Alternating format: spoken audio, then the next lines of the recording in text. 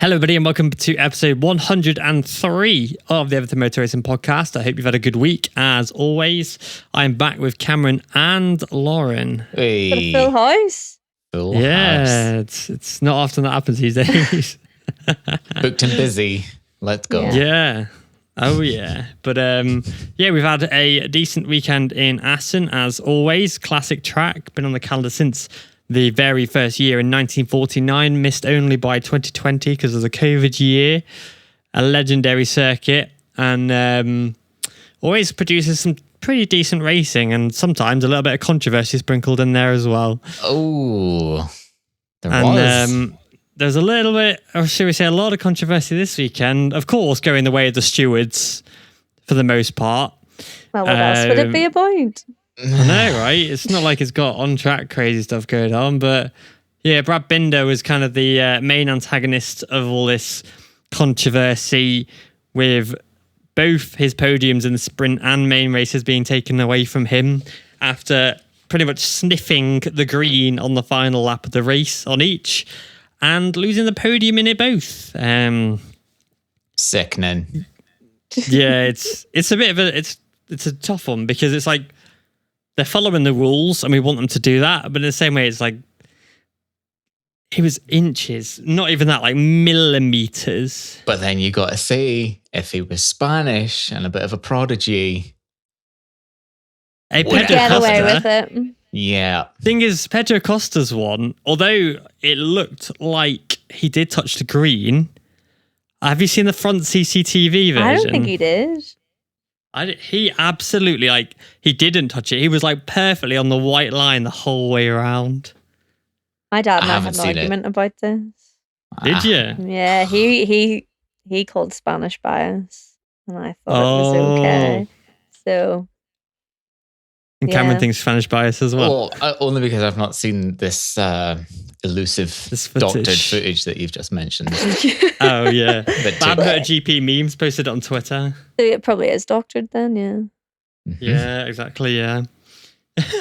I was watching it live, and it was pretty unanimous at the time from that footage where you could see the green and the bike and everything that was happening pretty much in real time. I get there's a delay, but you know. Yeah. And he was hella on the green from that angle. So I don't know what's going on. Right, you sent me it. You guys chat amongst yourself while I've just put the link in the chat, yeah, so you can have a look. I thought in a long lap penalty, if you touched the white, that meant that you had to do it again. Because is that not what happened to Fabio Quartararo? He touched the green. Oh, okay. Like by millimeters. Yeah, he touched the green. Let's see if I can find a shot whilst I'm here. Maybe I need to brush up on my... Was it Jerez, wasn't it? Rule book knowledge. Well, he got shafted that weekend because he had to do 2 long lap penalties. But, yeah, he did, yeah. Yeah. I don't know. Either it's the greatest long lap penalty of all time, close again to Fabio Quartararo's one in Silverstone last year, which was pretty epic. And Zarco's at Beno. Yeah. That was unreal. Or he's jammy and has managed to get away with it. Yeah. Well, Spanish bias and all. Yeah. Do you know what we need? We need getting tennis topical here. We need one of those eagle eye shots, where it's like, oh, it's just on the white, like just a tiny bit. They should just have someone stand there and judge it, a line judge. Yeah. Oh my God. Or VAR, or how they've got the goal line technology in football. Lorenzo, yeah. Do a lot of it should be. Do a lot of circuits is the whole point with the green, they have sensors on it in some places, and is it cameras, or like how do you deem it? There's sensors on the outside of the corners, yeah, so that when they had to, I think they've dug up where the green is on the outside of the corners, and so when you touch that, then it pings off. But I don't think they've done that for the long lap penalty loops. How convenient. I mean, listen, I'm watching this CCTV footage that was filmed on a potato, clearly. Yeah. And I still think it looks like he went on the green. Well, he's definitely on the line. He's definitely on the line. He is like he is so far on the line, because on the back shot Yeah, it absolutely looks like he's on the green. But he must have been like on the crease. Yeah, his wheels must have been like absolutely on the crease of where the green touches the white. Nah, but right. If Binder's getting it, then this is as well, in my opinion. Really? Yeah. Come on. That looks more on the green than Binder's was. But yeah. of course, but Binder had the sensors there. But do you know where the Spanish bias is coming from? It's the fact that in the main race where Binder got the penalty again, where he got demoted a place, Jorge Martin was behind him and also touched the green and didn't get any penalty at all. I think that's because the difference between Jorge Martin and the guy behind him was like, no, it was 10 seconds. So Binder maybe only lost a second, so they put but they should still, they should have still penalised him. Like, if for consistency's sake. That's it. Rules for rules' sake. But even with sprint race and main race, Brad Binder got a 3-second penalty in the sprint race, which put him back to 5th, but he only got demoted a place in the main race. Is that just because it's a main race, it's different rules, or? Yeah, the rule is, sorry, on the last lap, I've got it here. Demoted, yeah? Because that's what I thought it was. So then when I heard he got a 3-second penalty in the sprint race, I got confused because I thought you got demoted a place. Yeah, so what it is because Martin got completely unpunished for touching the green on the last lap. Yeah. The automatic 1-place penalty for a last lap track limit breach applies if the rider behind is within striking distance. Striking distance. Gosh. Or if the offending rider then makes an overtake. So if, for example, if Jorge Martin had touched the green, if he'd got past Aleix, he would and go then back tried to overtake. Yeah, if he had tried to overtake Aleix, then yeah, he'd have lost a place. But he'd have lost a place back to like maybe 5th because Alex Marquez is 10 seconds up the road. Aleix could have really benefited from that then. Imagine if Jorge Martin did overtake Aleix. Aleix would have gone from 5th to 3rd. Yeah, exactly, yeah. That would have been unreal. Yeah, so had Martin overtaken Aleix in the remaining corners, he would have been docked a place. But because he didn't overtake anybody and just sat in 5th, it didn't make sense to drop him a full 10 seconds back because the rider behind Alex Marquez in 6th wasn't within striking distance. It all just seems so arbitrary. Hurts my head. Yeah. So I've got this. It's from Crash.net. The amazing Peter McLaren wrote the article explaining everything. But he used a quote from Mike Webb that basically said that the key part is that for riders closely contesting a position on the last lap, a rider who exceeds track limits must not only gain no advantage, they must show a clear disadvantage compared to the rider who stays on track with whom they are closely contesting the position. And the FIM stewards use the concept of within striking distance to ascertain closely contesting. And basically, the change of position penalty only applies to riders who are close enough to have had a reasonable chance of making a pass. Is how Mike Webb, the race director, has put it. I don't even know what to say. Do you know what I mean? So basically, Jorge Martin, it would be unfair to drop him. Yeah, it would be unfair to drop him 10 seconds, but I would fully understand the argument if Binder gets docked a place, why doesn't Martin? Yeah. Or if it was like the sprint race and Binder got a 3-second penalty, then Martin should have got a 3-second one. Like, I don't know. I'm not sure why. Yeah, that's the weird one though. I'm not sure why Binder got a 3-second penalty in the sprint. Because that demoted him 2 places then. Yeah, and then docked him just 1 place in the main race. They must have different rules for the sprint. Yeah, but why? Even so, like Aleix, why? Yeah, because Aleix would have finished 4th in the sprint if that same rule applied, not 5th. Yeah. And he's lost 1 championship point out of it, which is not much, but each point pays a prize, you know? Yeah, I think that's the bit that makes it confusing, is that it's 2 different penalties for the same offence. And then, who was 4th in the sprint then? Because Aleix? Aleix. Right. And then Aleix was... So Aleix was 5th, but then got promoted to 4th because Binder got docked from 3rd to 5th. That's because it was a 3-second penalty. Yeah, that's a Spanish rider benefiting massively.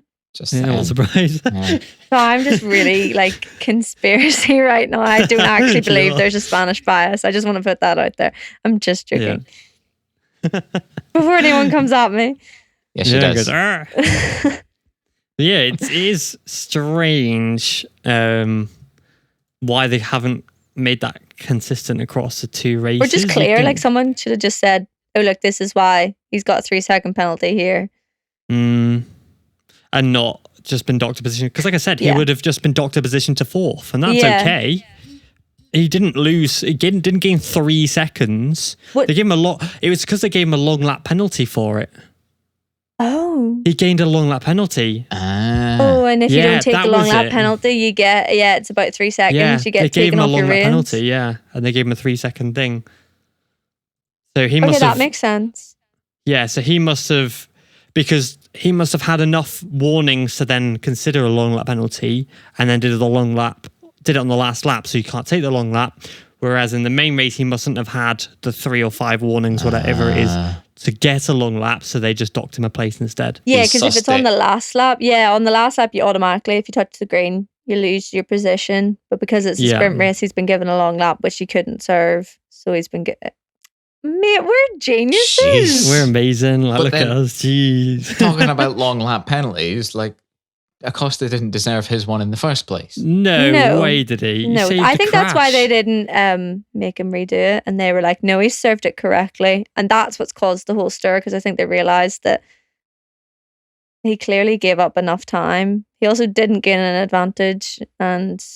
Yeah, it's because he had to go off the track and didn't obviously make up that full 1 second. So, like Binder at Le Mans and got the long lap penalty for it. But in the same way, he saved a crash. Yeah. Like, what else are you meant to do? Just stay on the track? Yeah, sure. Like, we haven't had riders stay on track after a crash and nearly save and not have, horrendous accident like, I don't know, Le Mans this year when Luca Marini and Alex Marquez. Yeah. What can you do? There was that was a massive crash. It could have been absolutely horrendous. Pedro Acosta did the opposite thing and went off the track and still gets a penalty for it. Safely rejoined, pretty much let the guy behind him pass. Or was he in front? No, he was behind at the time, wasn't it? Who was it? I forget who. I haven't seen it, but... Oh, jeez. I did watch it, but obviously... I don't know. There was just too much going on, to be honest. Yeah, that's it. The immediately following event sort of... took precedent, and I can't remember the save almost. It just jogged my memory there, but I can't remember who was. But yeah, like does a ridiculous save, pretty much has to go off track because it's just the way the bike was going. He was a passenger at that point, and then gives up pretty much the place, safely rejoins the track, and then gets penalised. Like, come on, Jesus Christ! I think they realised they were mistaken that one. Yeah. But why don't they just say that?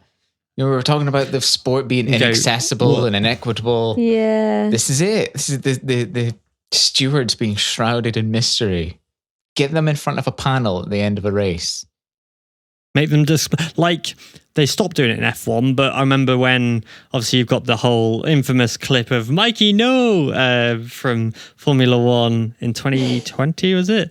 I don't know what you're talking about. People could talk to Michael Massey, who was the race director at the time. Team owners and team things like Christian Horner could speak directly to race direction. Yeah, but I don't want what the hell's that? I don't like the idea of fans being able to hear that, though, because that obviously caused all that drama in F1. And obviously that iconic quote by Toto Wolff. But I do like the idea of maybe have it internal so we can't hear it, but have them explain the decision. Yeah.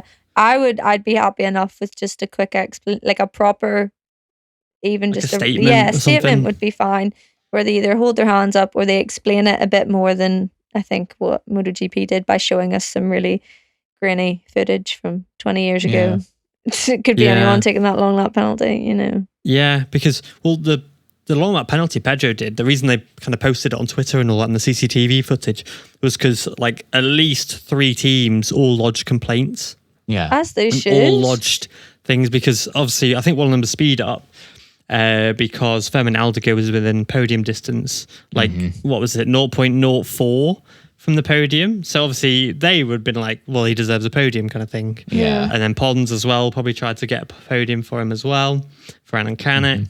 So I can understand why teams lodging the complaints, but they've then gone and backed up their own decision by going, this is why. And their reason for the Pedro getting the long lap penalty is because he didn't make up a full second. Yeah. Didn't lose a full second, but he saved a crash.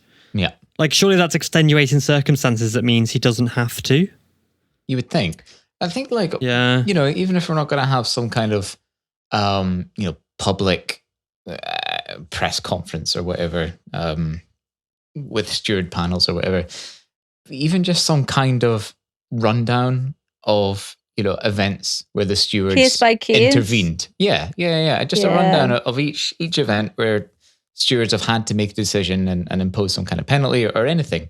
And then just a little bit next to each event saying, this is what happened, here's how we came to this conclusion. The thing is that Literally we obviously 2 sentences. do get that with, like, if a Moto3 rider, for example, has been on the racing line on Saturday in qualifying, you'll get the wee email with all the sanctions on it, and it's all explained.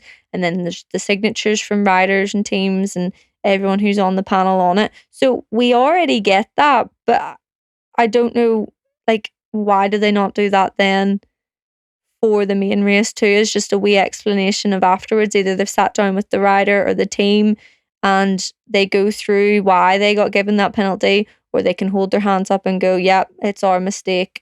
It shouldn't have happened. It all gets talked through, and then it's put in a statement like the ones that we already get.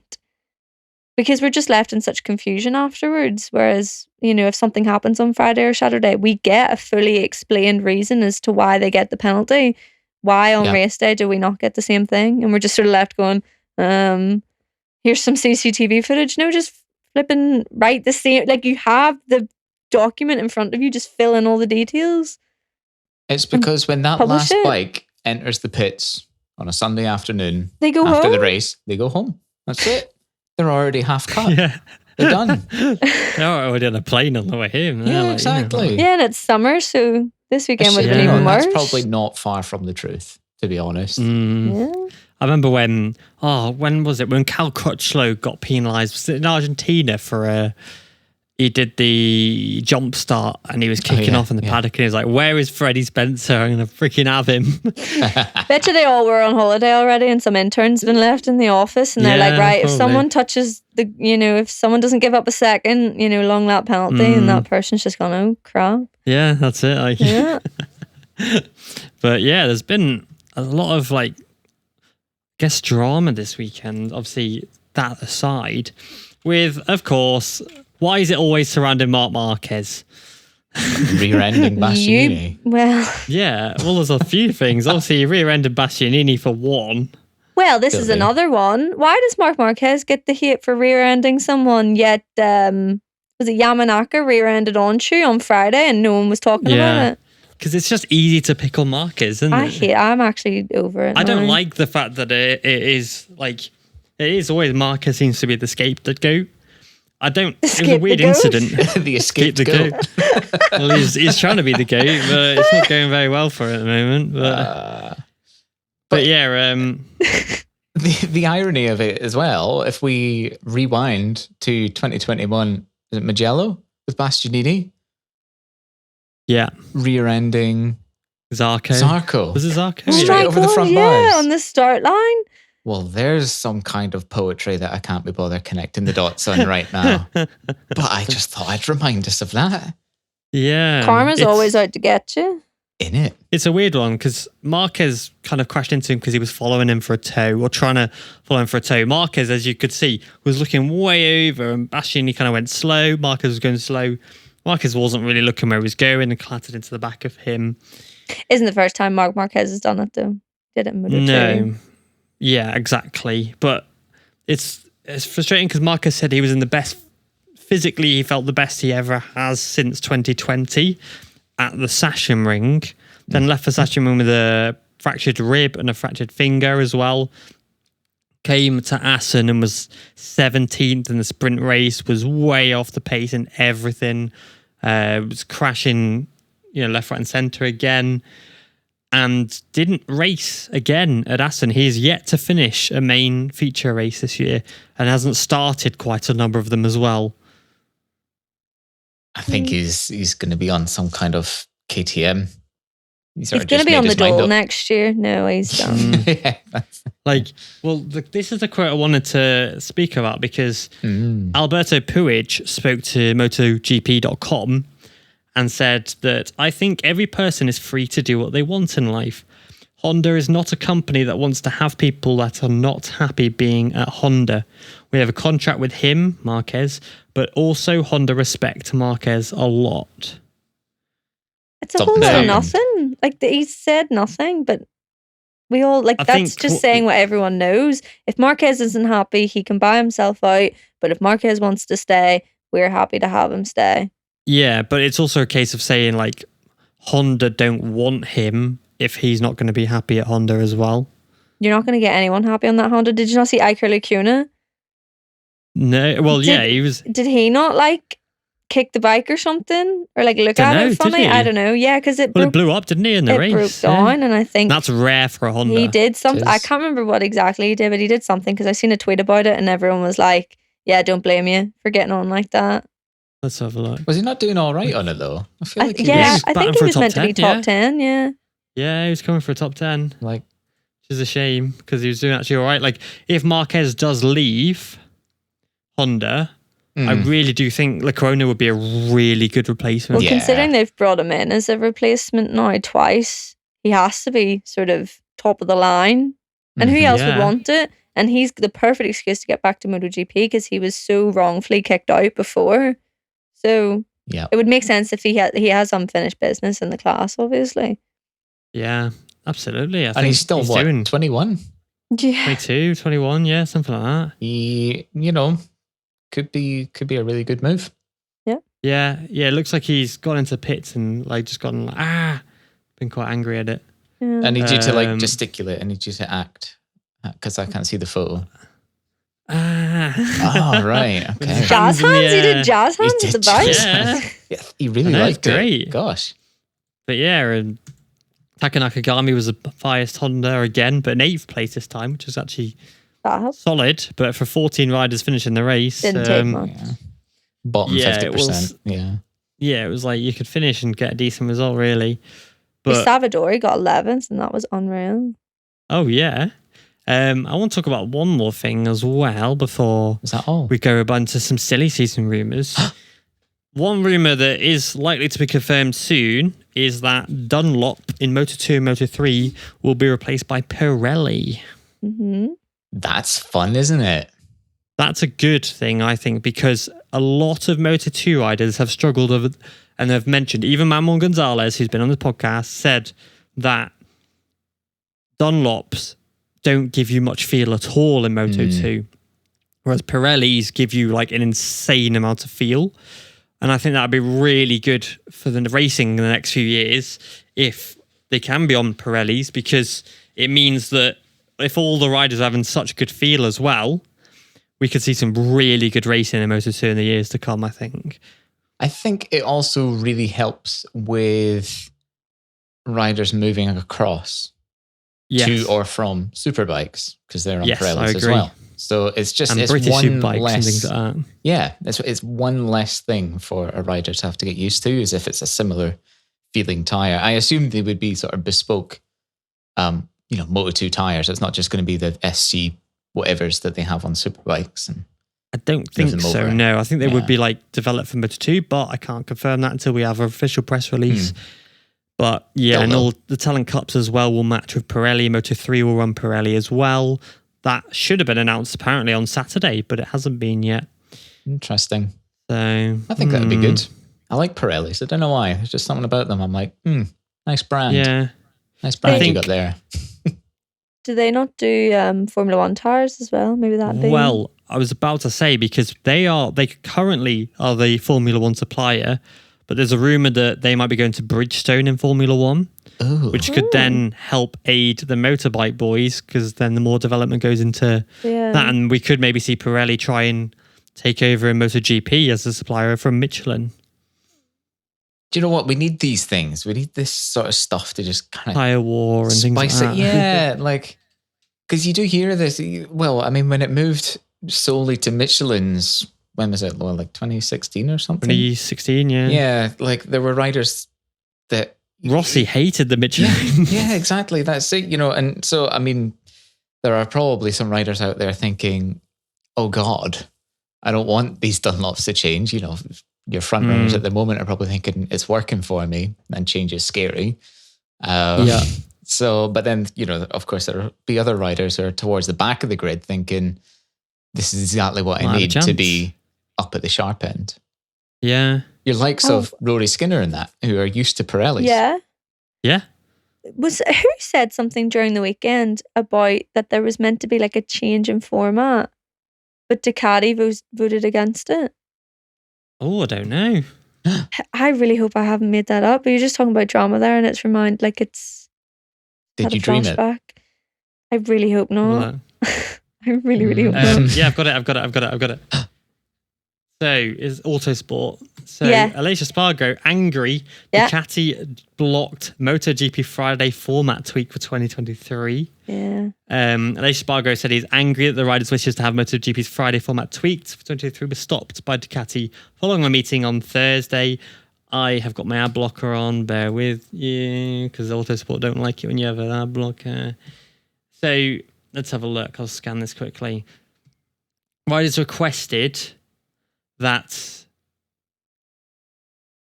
as part of, I'm going to just read the article out so we can all understand at the same time.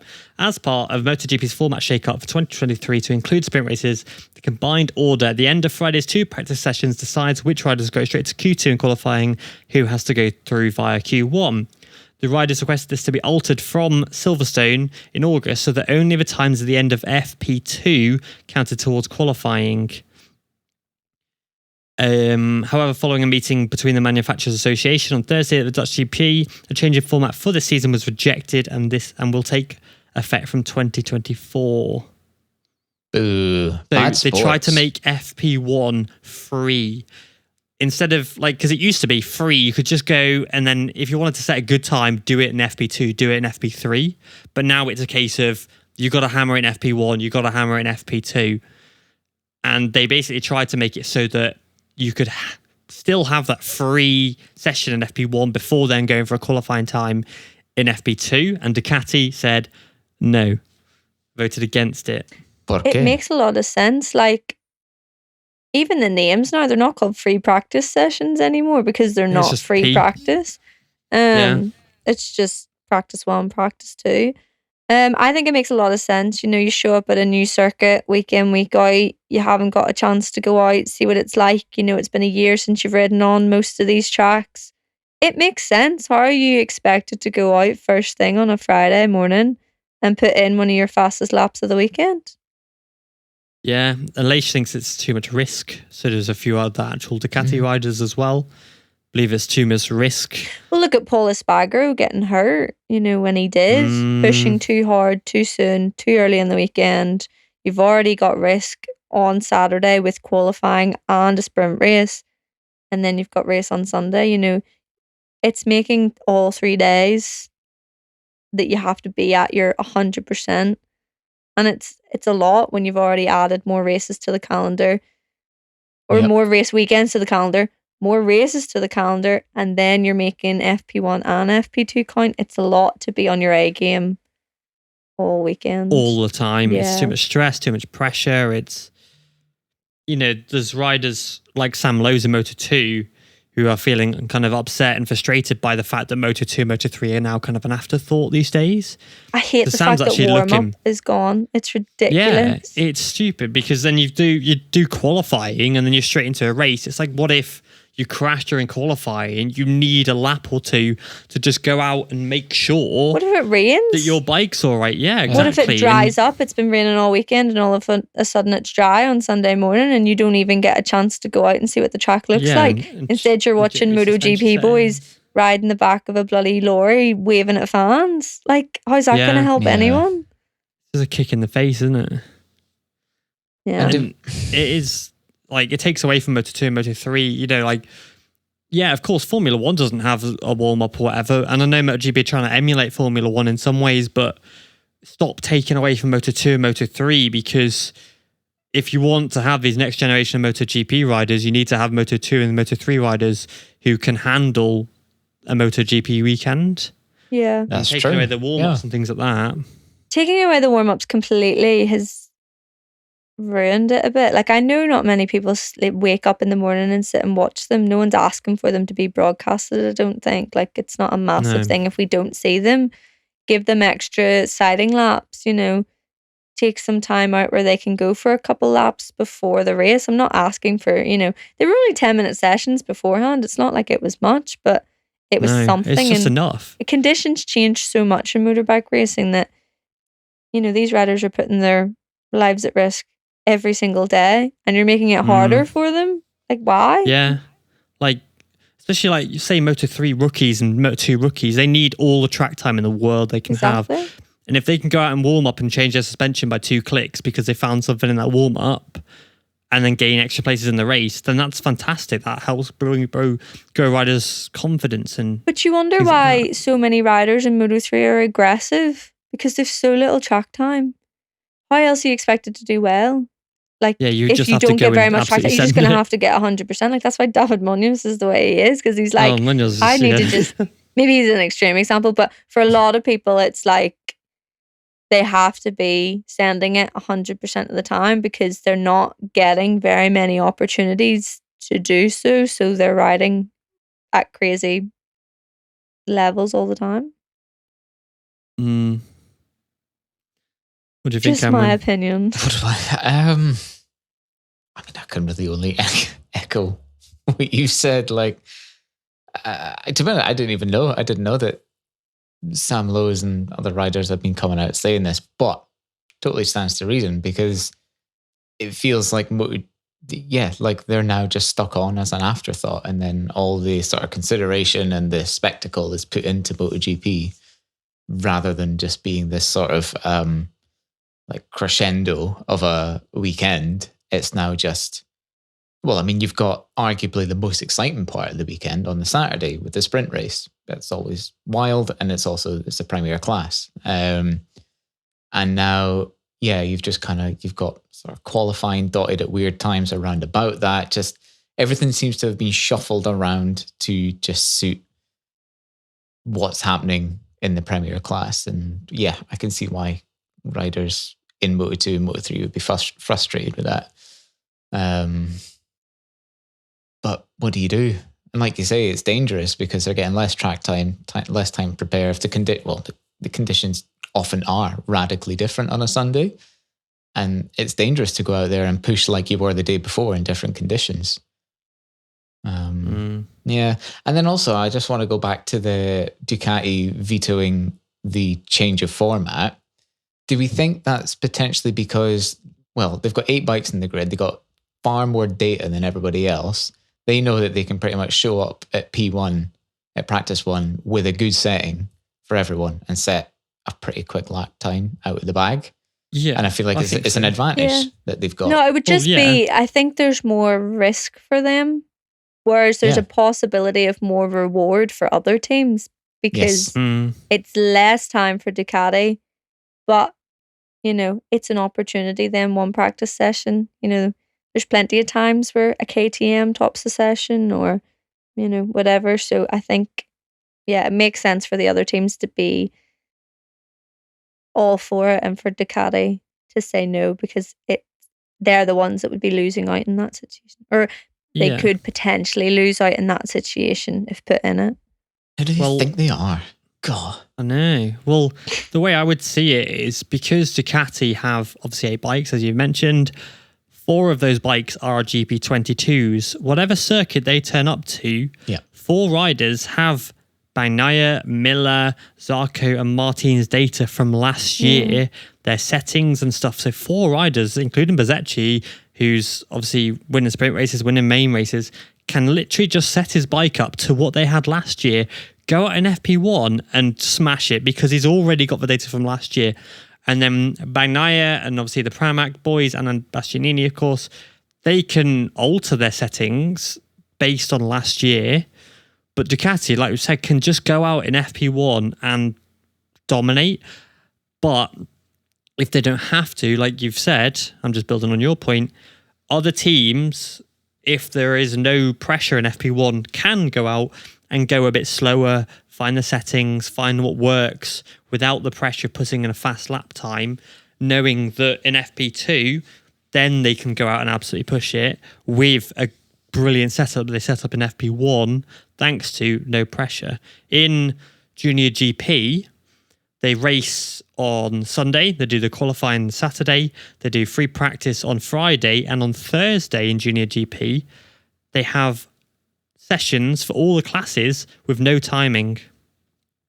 So that all the riders can just go out and do laps. No timing, no official times released. No riders they might be running transponders, but no, the information and the times aren't shared between any teams unless you go out and tell another team. And it just allows the riders to go out, learn the circuit.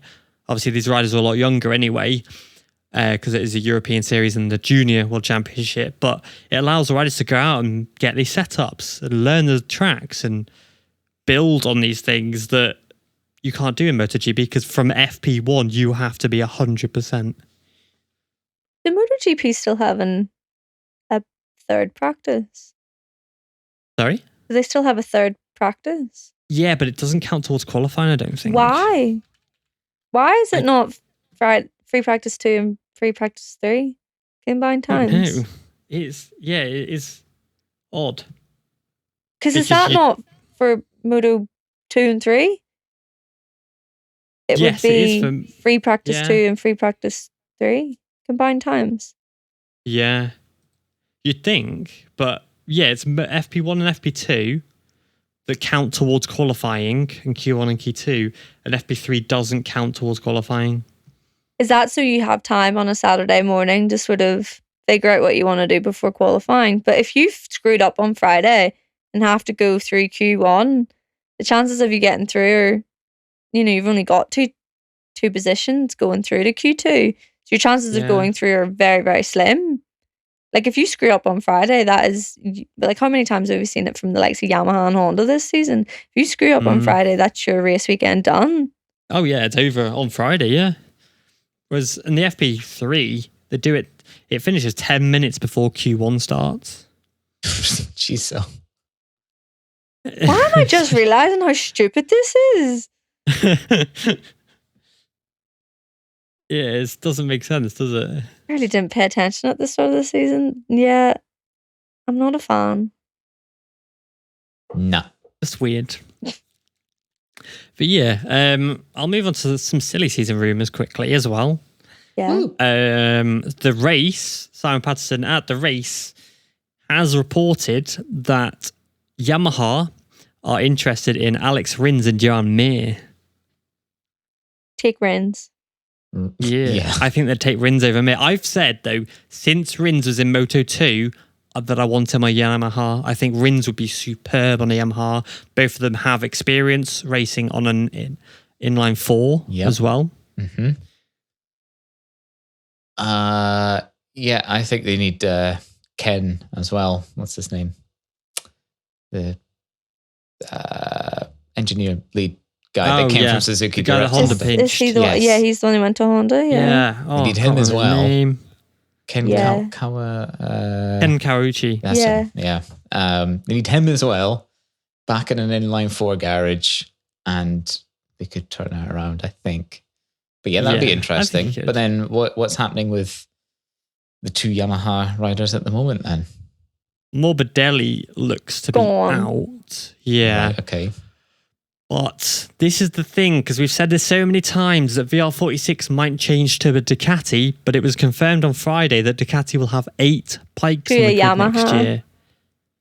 You should change to a Ducati, you can't change to the bike. Sorry, change to a Yamaha. Sorry, yeah. I don't think that stops VR46 going to a Yamaha this year or next year. And then maybe another team switching to Ducati. Could be. New Like who, sponsors. I don't know. RNF has signed for Aprilia for a few years. Maybe a new team. I mean, there has been a lot of talks about a red KTM Husqvarna team. Husqvarna team, yeah. As That'd be well. good. Which everyone maybe- says that Acosta and Marquez yeah. are going to be on. Thing is, like, who on earth would want that Honda seat? If Marquez leaves, who would want that seat? Pedro Acosta's still up for it if that KTM thing doesn't come about and Marquez retires, and KTM don't pull up on their end of the offer, which, they've got 4 days left to. Well, Acosta has come out and said he wants to move to MotoGP with KTM, and KTM have said, we'll make it work with you. That's going to Paulo cost some Spargaro scary fallout. Paulo Spargaro has also said this weekend that, yes, he'll come back after summer break and try and be as competitive as he physically can be. But if he's not, he's happy to step aside and let another rider take his place, despite having a deal for next year. So that would then allow Acosta to step in at gas. Right. But does he just mean because he's, I don't know. I feel like that's, from everything he said before, he's not ready to leave. But maybe he is in a position now that he's decided he wants to retire, and that if it's not going to work when he comes back, he's done then, because that was a horrific crash to go through. Yeah. And the fact that he's up and about and on the mend is crazy. So unless his mindset's changed dramatically. I think he wants to race, and I think he'd want to race next year, but he just said that because he knows of the Costa situation as well, that he wants to. That's weirdly he would step selfless aside. Though. I feel like you never, ever, ever get a MotoGP rider that cares about anyone else. No, even like Augusto Fernandez was like, I like Pedro, he's doing really well, but I'm not going anywhere. Yeah, which is fair enough. I feel like I expected that answer from Paulo Spargaro too. Yeah. Mm-hmm. It's weird. I think we've been absolutely robbed of what could have been for Paulo Spargaro this year. Yeah. It's a shame. Because I really do think he could have had some absolutely outstanding results. Yeah. Seeing what the KTM is capable of this year. And we know Paul is capable of on a KTM. Yeah. Yeah. That's a good Venn diagram, if you ask me. Oh, yeah. But there's still time. He could come back and do really well in Austria and things like that. Well, that's the thing. What happens? Because KTM have got to the 30th of June to make a deal with Pedro Acosta. Or is he free to talk to other teams? Yeah. So Paulo Spargaro's waiting to Silverstone to find out whether, he's going to be competitive on a bike again, or if he's going to be able to make it work after that crash. That doesn't line up time-wise. No, Pedro Acosta could have a contract signed for another team by then. Yeah. Acosta, he wants to stay with KTM. Obviously, there's this Husqvarna thing. I think it's just. If I were Pedro Acosta, I would be happy to wait until Silverstone anyway. Oh, yeah. To think, because if Honda or Yamaha were approaching me, I'd be like, you mind if I just hold off on that a wee second? Ultimate arm's length. Yeah, if the only other bike that you would realistically want to be on for 2024, other than the KTM, is a Ducati, and it doesn't look like that's going to be one of the options thrown his way. So no, I think I'd be safe in the knowledge that you've got a seat with KTM. If it's if things don't go well for Paul, but you probably also safely have a seat with Honda or Yamaha, being Pedro Acosta. So I don't know. I think he can wait. He doesn't need to make any rash decisions. But no. What if Yamaha and Honda? I'd say both teams are pretty desperate at the minute to sort of see if they can get some new people in, especially Yamaha, knowing the situation they're in, and Frankie Morbidelli, I think, is gone. Yeah. What if Pedro Acosta goes, I'll think about it, and Yamaha are like, well, we're not waiting on you to decide. We've got a list so long of other riders who are also interested. Well, Jake the Dixon. whole thing with Yamaha is Jake Dixon. Yeah. that's the big thing at the moment. Is Dixon's in talks with the MotoGP team, and doesn't really. It's not hard to work out who it may be, given that his best mate Fabio Quartararo also rides for Yamaha. His baby, someone was holding his baby out in the Yamaha garage the other day. Like when he was celebrating his win, it was in the Yamaha garage, and that's where his wee baby Summer was, and Fabio was taking pictures of it and all. Yeah, so, well, there you go. Interesting. But I think I don't think, because I know, Lauren, you've said in the past, like you'd like to see maybe Pedro go on a Honda and save Honda, or maybe see what I just thought for the history side of things, but Honda since then Honda have gone somehow further like into the shit than they were when I said that. Yeah, like so a now month I ago. don't know. It's such a risk, I think, to even. It's a risk for anyone. Yeah, that's the thing. For a kid of Pedro Acosta, the wrong move for his career, despite how amazing and fast it's been, could very easily end up as a Corona situation if managing correctly on the wrong bike. Because in MotoGP, people don't care about your past achievements; they only care about your last race. And if Acosta's on the Honda finishing 20th, no one's going to want him. Johan Mir is barely doing anything. He hasn't even done the last 2 races for Honda. Like, his chances of getting a MotoGP seat after 2024, if he continues like this, are slim to none, despite him being a 2020 champion. I think another thing is that a lot of people would think that Pedro Acosta deserves a full factory ride. Yeah, I would say so. I would believe so, but when you do think about it, most people go to a satellite team first. I think that's the thing that a lot of us are forgetting. I even sort of forget it. I'm thinking, he should go straight to Repsol Honda.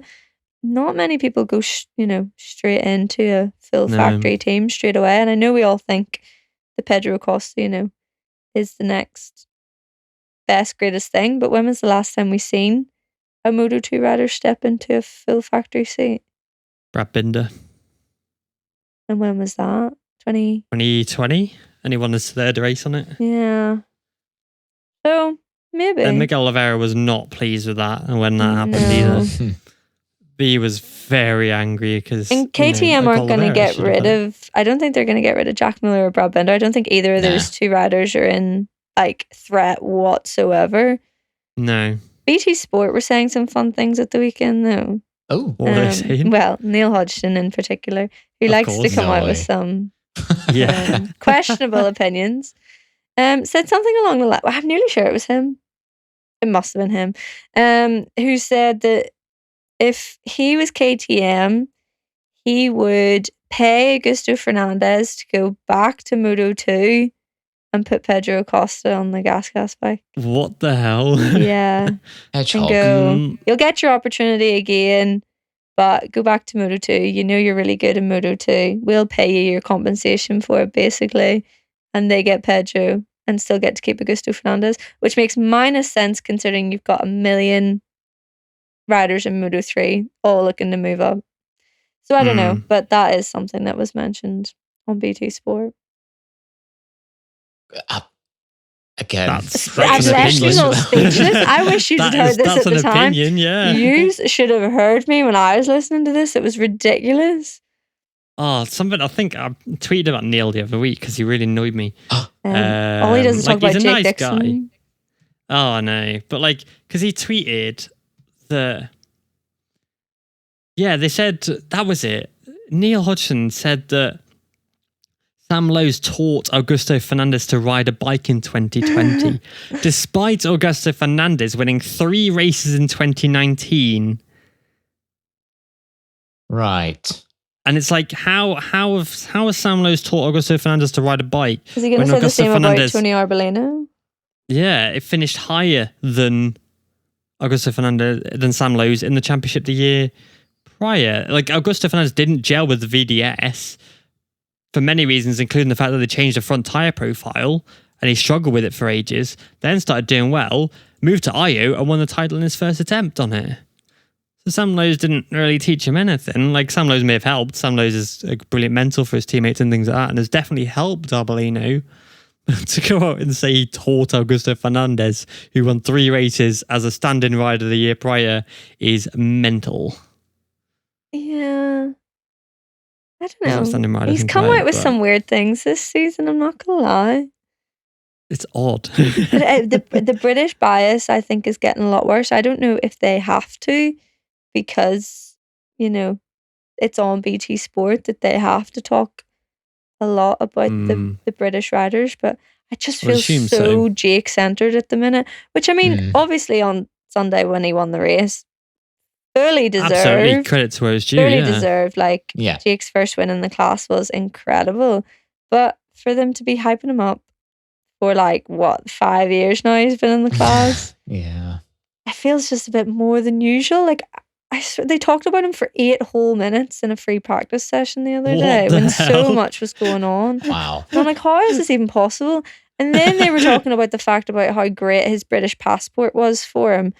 But then in the next breath, they were talking about how great it would be to have more American races on the calendar, but didn't even mention any of the American racers that are already in the class. And how great it would be to have an American rider in MotoGP, because we don't have that at the minute. No, Joe Roberts was given the opportunity a few years ago and turned it down. Yeah, it clearly wasn't right for him, because, I mean, look, he's nowhere to be seen now. Yeah, where is he in the standings? He's 18th. Oh my God. That's rough. Joe Roberts was meant to be, it was 1.2nd place in the standings. Yeah. What the hell's going on there, dude? But there's not really any Americans coming. Like, Sean Dillon Kelly has got talent, but he's just not there yet. I love Sean. Love you, Sean, if you are listening. But yeah, he's just not there yet. He's Max young, Toth though, is has good. time. Yeah, SDK's like freaking 21? 20 years old. Yeah, there you go, 21 years old. Yeah, May. Max Toth, again, who we've had on the podcast as well, like up and coming. But these American riders don't get the opportunities. You've got Kala Yakov, who is an absolutely fantastic rider, who again is now in the Twins Cup. I don't know where she can go from there. You've got, she's only 16 though. You've got Rocco Landers, who's 18 years old, is a 4-time Moto America champion, who was a runner-up in the Supersport Series last year behind Josh Herring. He doesn't even ride in Supersport this year because he can't get the funding for it. So he's doing the Twins Cup, which he's already a champion of. But to be fair, there was a lot of kick-up when Rory Skinner got the ride for American Racing Team, being a British rider. Yeah. So are they helping themselves? Not really. But that's just because he's involved with John Hopkins, which, I mean, great for Rory, great for British riders. It's fantastic and he fully deserves to see, but yeah, I agree. It's interesting that. Yeah, I don't know, it's a weird one with getting British and American riders in, because it's great, but I do think that there should be more support in the CEV for them and the Junior European Moto2 series, because yeah, of course you can get Sean and Rory straight into Moto2 and it's great, and they will learn a lot faster in Moto2 than they will just racing European before going to the World Championship. But when you see riders like Senna Agius, who came over from Australia, did the Junior Moto3 World Championship, learned all the tracks there, and then was okay in Moto3 but not amazing, stepped into Moto2 and was instantly rapid. Yeah. Instantly as a rookie, gelled to that Moto2 and was fast. Learned the tracks in a championship where the level's a little bit lower, and you can battle for wins and learn how to win on a Moto2 bike and then step into the Moto2 World Championship, like what Max Toth's doing this year with the MMR team. But it just seems like they're pushing the riders too fast, too soon into this series, instead of giving them the proper legs up into the class. They're just going, World Championship, oh, you did it 2 years and you've not really performed. Okay, see you later. Yes. And not giving them that full support for 3, 4, 5 years that they might need, like Dixon's had from Dorna, which is why it's taken him, 5 years to win a Moto2 race. But he's finally got there because he's been given that time to nurture and grow. But he was also, Rory is plucked from mid to top of the BSB standings. He was up there, but he wasn't like a title contender, whereas Jake Dixon was a consistent title contender, finished second, I think, to Leon Haslam in BSB. He was there. Rory needed maybe another year in BSB. STK was a super sport champion in Moto America. If he's a super bike champion like Cameron Bobier, who jumped to Moto2 and proved the level that he had the level, Garrett Gerloff stepped into MotoGP as some replacement rides and was competitive and good. But I just think the gap that Dixon had was closer to the level of Moto2 than what maybe Rory and Sean have, if that makes sense. Yeah. But then when you look at the likes of Rory and Sean, like, you wonder how long they're going to be given to prove themselves, or if they're going to be given an opportunity to move to maybe a slightly better team, or, you know, a team slightly further up the grid, or whatever it ends up being. Like Jake Dixon, his career in Moto2 has gone from strength to strength. And, you know, he was good on that Petronas bike that he was on, but obviously when the sponsorship got pulled, going to Gas was the best thing that happened to him, I think. Yep. So, because he went back into a team he already knew as well. Yeah, exactly. So which didn't work out initially when he moved to Moto2. So, no, you know, it's a big step for everyone. It's a big step for him to go back to a bike that didn't work. You know, it would take a lot for the team to trust him and decide that he was the right rider, and now he's the best gas rider, because obviously, or the best Aspar rider, because obviously he's in Guevara's nowhere to be seen. Nowhere. Yeah. So weird how those things work out. Yeah, because I mean, Dixon is 27. When he did make his Moto2 move, he was only 22, 23. 27 is considered old in MotoGP. It is. It is, yeah. You know, like if you'd have given him just 2 years in Moto2, like his first year, because he was on the KTM, his best result was 12th. He finished 7 points. He scored 7 points, and that's it. His second year, he got a best result of 4th at Aragon because he was on the Kalex. But like I've said, because he had experience also in World Superbikes, he made his debut in World Superbikes at 21, a wildcard at Donington, and finished in the top 10. But he had experience racing against the top best guys, whereas Rory Skinner did, but he wasn't beating these guys consistently. Like if Rory Skinner finished for top 3 of BSB, then yeah, fair play. Send him over. Tara McKenzie really should have gone Moto2 maybe. Brad Ray, again, stepping into Moto2 would have made complete sense. But Rory has got the time. You know, he's still very young. It's and just too big of a step still. From national to international championships. Which is why I think putting him in the Junior GP and the European Championship with Dorna backing would be really good for these riders, and actually probably see them, even if it's just for 1 year and then you put them into World Championship. I think that can greatly improve their abilities to just hop straight into Moto2 and be competitive from the get-go. Yeah, but then here's the question. If Jake Dixon has taken 5 years to get to the stage where he's at now, in 5 years' time, say he goes to MotoGP next year and he takes that Yamaha seat or wherever it ends up being that he's, you know, that he goes to, 5 more years, he's what, 30? 32? 33, yeah. Depending on his birthday is. And look at the 32, 33-year-olds in the class now, and we're all going, they're... Yeah, Zarco and Aleix. Yeah, wow, they're going to be retiring soon. Yeah, we're like, they should maybe step down now. You know, there's young up-and-coming talent. 5 years isn't very long. Like, we could be ending Jake Dixon's career in 5 years' time, the way that, based on current riders that we're talking about now in MotoGP at that age. And they're only getting younger and faster. Exactly. Competition, you know. There's age limits, though. That is the only thing that's going to save that, is that next year... You have to be 18 to be in Moto3. You have to be in it now? Yeah, but if you were 16 last year and racing in Moto3, you're allowed to be in Moto3. Yeah. Even though you're only... but now they should all be 18. Get a suspension, yeah. Because Angel Piqueras is the Red Bull Rookies champion this year. He's won that, by the way, with 4 races to go, with 111 points. Can he go to Moto3?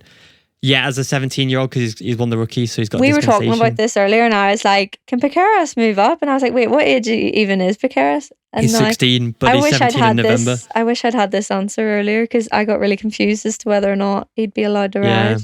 If you win Junior GP or the rookies, which he could probably win both, you can step up like Alonso did and Rueda did, because they're 17. What is the point of having an age limit if you can't? Like, if you're not going to implement it, like, why can these... I think having the age limit's great, but I think if you are a champion, you're within 1 year of it. For example, he'll be 17, but by the time that rookie Moto3 year is ended, he'll be 18. Yeah. I think if you have won the category previous to it, okay, the rookies or the junior GP, I think you should be granted dispensation to go into there because you're the fastest. But what if you win it at like 15? That's different. I think, well, what's his name? David Alonso won the rookies at 15 years old and had to sit another year in junior GP because of it. But then got dispensation at 17 to then join the World Championship at 18. Because he'd be 18 during that year. He also made his Moto3 debut at 15 because he won the rookies the year prior as well. Okay. Did he get a wild card? Yeah, at Misano. Yeah. Okay. And then he did. So he made his debut, but then the year after did junior GP for a year. Yeah. And then moved to Moto3 World Championship this year at 17. But he'd already won the Rebel Rookies like 2 years prior. So he got the dispensation. Like with Fabio Quartararo, because Fabio won the junior GP at 14. Yeah. Was way too young for even a dispensation. So they made him do it again. And then he won nearly every race that year, barring 2. And at 15, they were like, you are way too good for this class now. We'll put you into Moto3 with a dispensation because you're 15 kind of thing. I remember when he joined Moto3. I do as well, yeah. But so it can work like that. But yeah, going back to Jake Dixon, as you said about the age, the only thing I've got against that is Johan Zarco joined MotoGP at 27. Johan Zarco won 2 back-to-back championships. Yeah, that's the only thing I could think they would play against Dixon is the fact that Zarco was a unless he goes out and wins the championship, which, I mean, we're only 8 races in. You've still got more than half the season left. Dixon's up to 3rd in the standings. So. Exactly. Wow. So anything can happen. We've seen stranger things happen. So, I don't know. But then what MotoGP team would give him 5 years to... Well, Zarco got 2 on the Tech 3 then, and then moved... You'd have to move around, I guess. Yeah, but I'd say so. Zarco's results on the Tech 3 got him a KTM spot, but then his results from that Yamaha then kind of sold it to Ducati to then just give him a try. Yeah. And then he proved himself on the Ducati again, and then he got the Pramac seat. But then if Jake goes straight into a factory seat, maybe does 2 years there and then say he doesn't perform, is he going to have to go to a satellite team then? Because what other factory team would maybe take someone who's not... If Jake joined the Yamaha, he'd be out of sync because Frankie's out of sync with all the contracts. So Jake could only get a 1 year deal, I think, on the Yamaha, or a 3 year deal.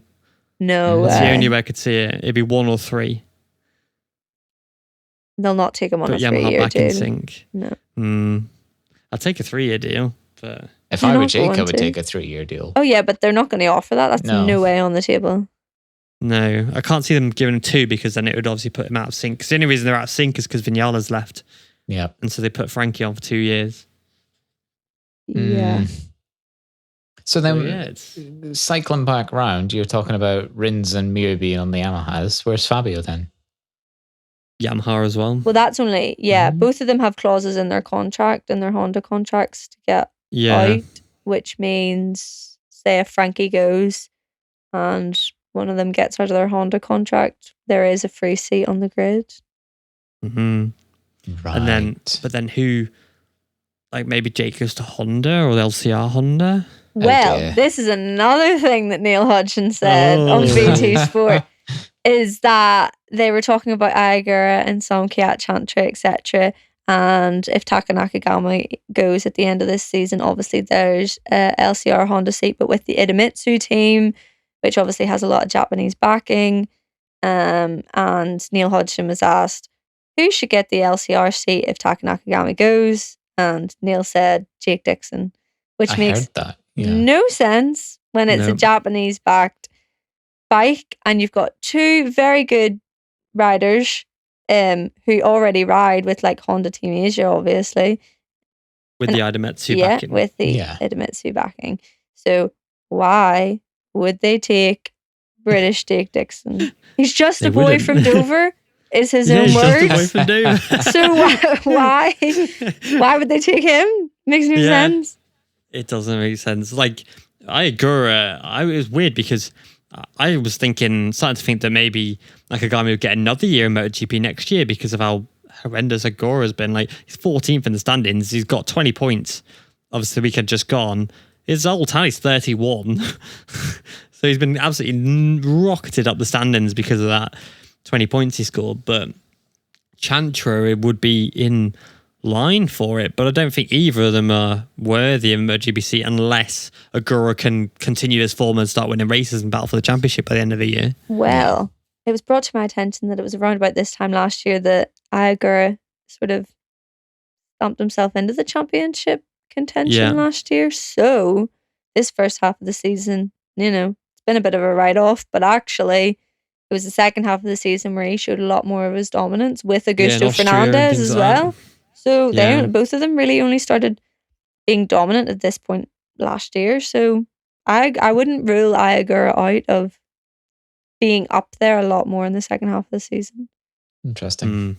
So it could still be him. And Nakagami goes to a test rider role, which is what Honda have offered them. If that stays the same. Yeah, we never know. You never know. Yeah, interesting one. Going on to the races as well. Bezzecchi, very good, leading pretty much every session. Won the sprint race, but couldn't win the main race to Pecco, which is, it must be a bit of a kick in the mouth because, you've dominated kick in the mouth. You've topped every session pretty much. You've won the sprint race and you don't win the main race to your title rival as well. I think it was just because of Brad. He got stuck behind Brad because once he passed them, they were doing similar lap times. So if he'd managed to go with Pecco, he probably would have had more of a chance. But he was he just wasn't able to bridge the gap because there was only ever 1 or 2 tenths between them per lap each way, and that was it. They were evenly matched, but Pecco just got track position, which he seems to be able to do. And he didn't bottle Pecco it. is, for me, I think Pecco is by far like the favourite. Obviously, he's made some mistakes, he's had some crashes and things like that, but a consistent Pecco is pretty much untouchable, I think, at this point. Yeah. But that's all it is. It's consistency somehow. Yeah. Has gotten to this point. It feels like Vietti at the start of last year. I'm like, how is he still leading the championship even though he's had so many crashes and so many mistakes? Everyone else is like inconsistent. It's literally because everyone's either got one working arm and leg and the other half are just crashing and just not being able to perform. Their bikes hate them. So if you take the last 5 rounds into consideration, Bagnaia scored in Jerez 34, France he scored 7 points, Mugello scored 37, Germany 29, Netherlands 34. So decent apart from that one shit weekend. But then everybody else around him, Martin only scored 19 in Jerez, but then was consistent for some and got 32 in Le Mans, 27 in Mugello, 37 at Sachsenring, and closed that gap, and then goes and scores 15 at Assen, and suddenly Pecco can then pull away again.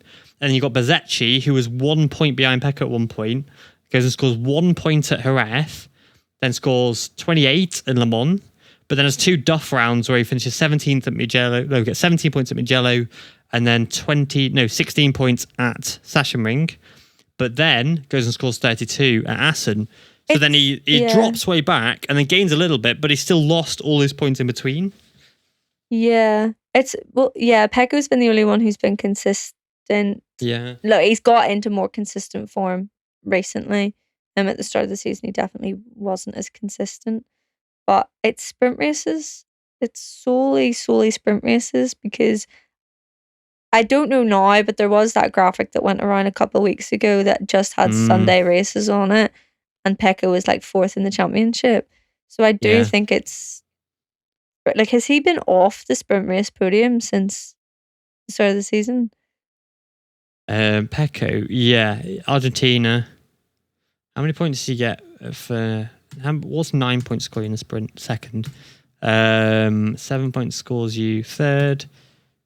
No, so Argentina's the only round Pecco's not finished on the sprint race podium. And that's exactly why he's still leading the championship.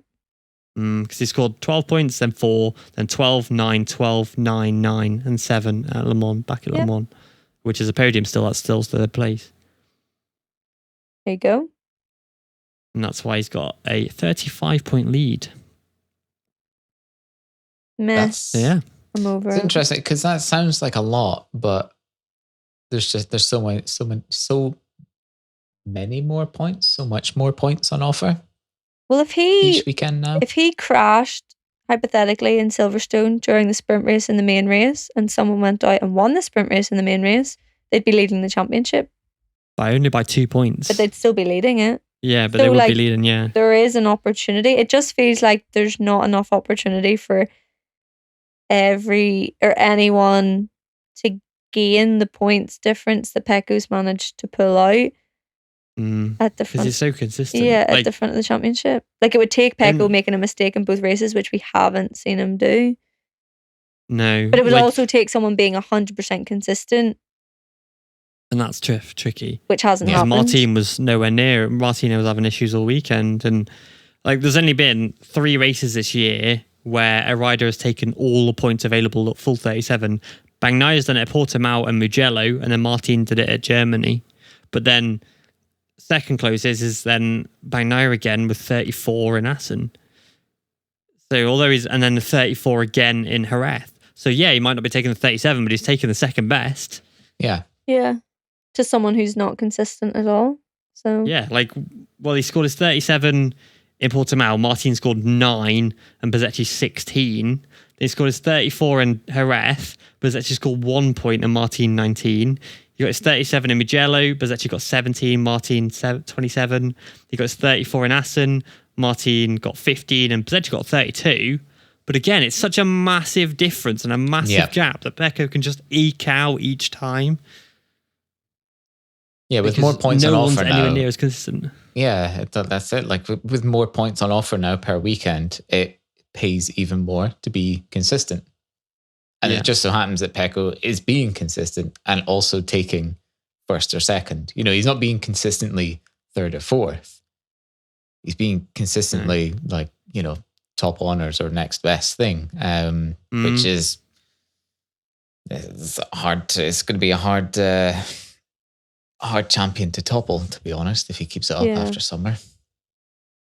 Yeah, and he's good at some tracks he's really good at as well. Well, where isn't he now? This is the point. He's first or second everywhere. That's it. This time last year at Assen was where he turned it around. This time last year at Assen, he had a 91 point deficit. Yep. So we're only going to tracks he's good at now. Bloody hell.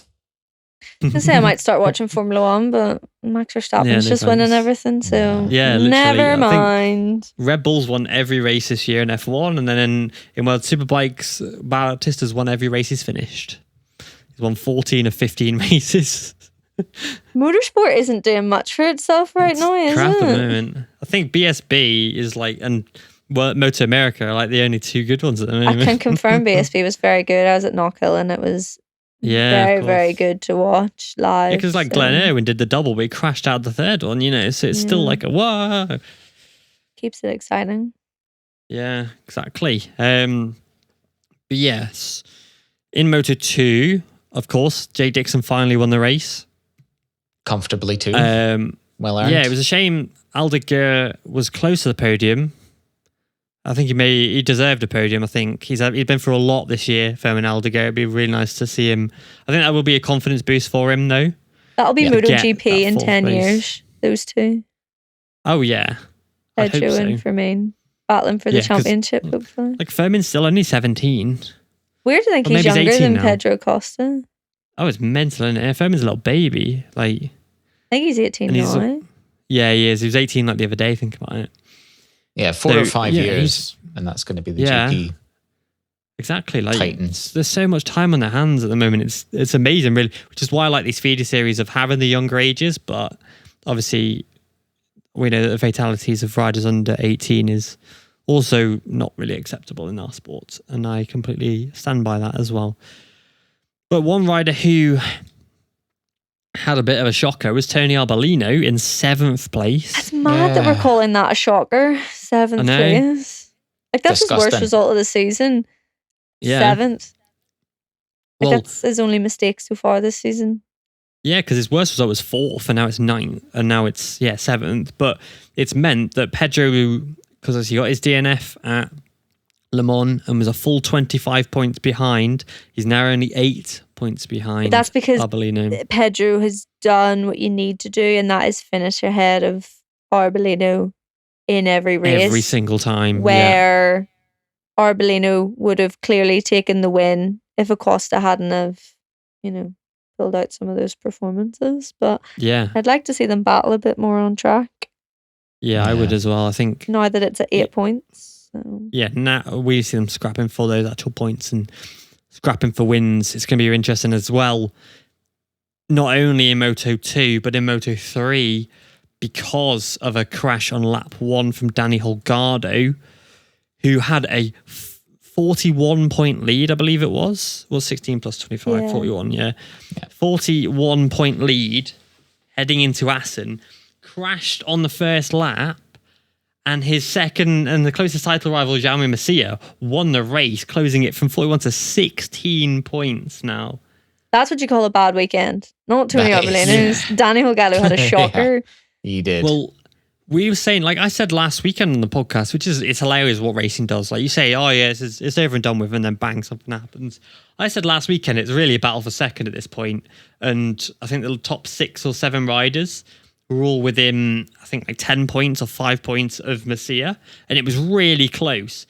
And now you've got a top 5, Onshu, who was doing shocking, as we said in the start of the year, is 5th in the championship. He's only 31 behind Holgado and only, 15 behind Masia? Your top 5, I think, is now your championship fight. Now that we're 8 rounds in, and most of them have taken race wins now, minus Suzuki. I think that is sort of slowly going to become your fight for the championship. I think so as well. And Onshu with podiums in the last 3 races, he's showing some impeccable form. I think he's going to some tracks he's good at as well. Yeah. I think we could, because as well, let's be real, if he can get that championship win, or at least top 2, they have to move him up. He and Holgado could be teammates in IO next year. There's at least one IO spot, because I don't think Arenas is going to stay. And if Pedro moves up, there's 2 seats available at the best team in Moto 2 there. And if Arbolino steps up as well, there's a VDS seat there as well. So they need to be proving themselves. And I think that whole top 5 we could see in Moto 2 next year. Who would you put in the VDS team? Sorry? Who would you put in the VDS team out of that? I don't know. Well, if Sam Lowe's moves as well. Oh, yeah, because he's going to go to Superbikes. Yeah, I'd see maybe Sasaki slotting into the Intact or placing Binder. Yeah. I'd put maybe Masia on the VDS. Or Tola as well on the VDS, maybe. I think Tola will do another year. Yeah, he's tall though, isn't he? Yeah, but he's young, is he not? Yeah, he's about 18, 19. How many years has he had in Moto 3?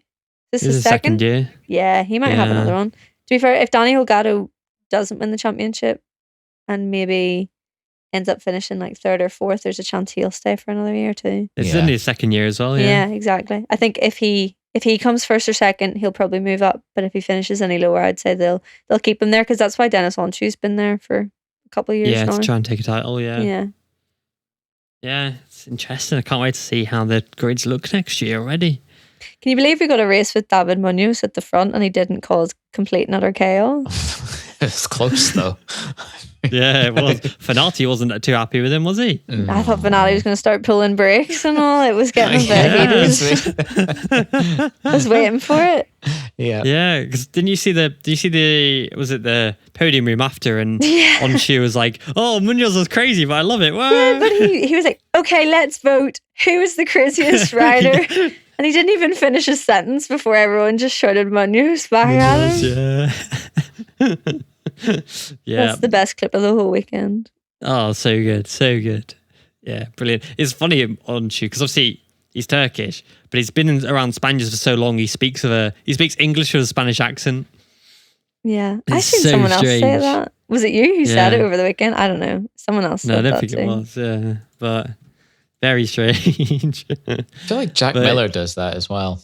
Yeah, he purposely speaks broken English, doesn't he? Yeah. More now. I remember when Jack Miller was in the likes of Moto 3 and he was so Australian, but now it must be because he's lived over here for so long. Yeah. I think it makes it easier. I don't know, because obviously English is my first language, but I think as maybe if somebody's speaking English as a second language, it might be easier to understand for them if Jack tries to speak in broken English, potentially. Yeah, I saw something yeah. someone said about it, like if he speaks in broken English, it'll be easier for them to understand instead of him articulating it in a way that might be harder to translate in your head. Yeah. I don't know. He's probably been around it for so many years as well that it's just something that he's It's just picked up on kind of other thing. people's, broken English. Yeah. Yeah.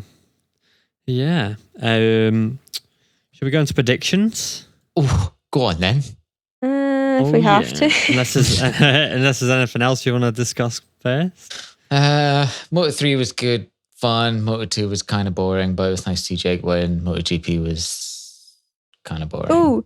Ooh, I've got one. Maverick Vinales gifting Luis Salom's family with his Aprilia. Everybody that was liked so that. Nice. Yeah. So that was good. Yeah, that was really nice because Salom still has the patch for Louis on the top of his levers. On like the top of, the... Who still has it? Words. Vinales. Yeah. On the... what is it? The back protector. They have the thing on top. The speed hump thing. Yeah. Yeah, that's it. And Vinales still runs Louis Salom's logo on it. He has done ever since he passed away, because they were teammates obviously a few years ago. Yamanaka runs Jason DePasquier's 50 on his leathers or on his helmet somewhere as well. I think sometimes has a sticker on his bike sometimes too. He ran a full Jason DePasquier livery at Mugello as well. Yeah. Which is really nice, because they're good friends. There you go, I've sent the image you can see just on the top of the Mexicano. Oh, yeah. Yeah. That's nice. I think a lot of people sort of forget that Maverick Vinales is a nice person because of obviously the fallout with Yamaha. Everyone sort of just remember him throwing his head up and think he's just sort of like whiny and stuff like that. Whereas that's just not the case. No, he's a good guy, Vinales. He's a bit of a gent, I think, but he's just like Jorge Lorenzo in the way the media likes to portray what they want to portray. I think maybe him on track and him when you talk about racing is like a completely separate person from maybe his personal life and how he lives his life. It's probably the same with maybe Marc Marquez as well, because the amount of like things he does off track that you don't hear about, like good things, charitable things. Valentino Rossi was the same. I remember when Rossi donated his podium trophy to somebody. It was a kid in hospital, and he donated his podium trophy to him. And you wouldn't ever hear of that, Which is kind of good in a way, because it sort of suggests they're not doing it for, bragging rights or anything. They're just doing it because they want to, because it's not picked up and sensationalized. Yeah. Yeah, which is nice. That's what I like. Yeah, because, what was it? When Hugo Milan died, that was it. Hugo Milan passed away, and Marquez donated his trophy to the Milan family afterwards at Aragon. And again, no one publicised that. It was only because the Milan family posted a photo online that anybody knew about it. There's a young boy, is his name Alfie or something like that? And Fabio Quartararo does a lot with him at circuits, and like he shared pictures and stuff like that. And he's like, love you, brother, and thanks for all the support. And like, that's nice that he's given just this young boy, like just being his friend and helping him out. Like even stuff like that people maybe don't pick up on, I think is a massive thing. That happens a lot though. And I remember one time Marc Marquez stood out in like a flooded paddock somewhere, took his shoes off and all. I feel like we've talked about this at some point.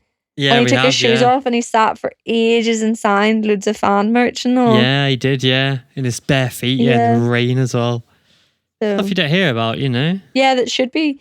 I know people don't want to brag about it, but these, I think people need to be reminded sometimes that the riders are different to the human under the helmet. Yeah. Yeah, absolutely. Right, should we do these predictions? I was just stalling. I didn't want to talk about the predictions. It's all right. It's a nice little thing. Anyway, so heading into Assen, Cameron leads with 126 points. I'm about to pull a Pecco Bagnaia on you all. I can't wait.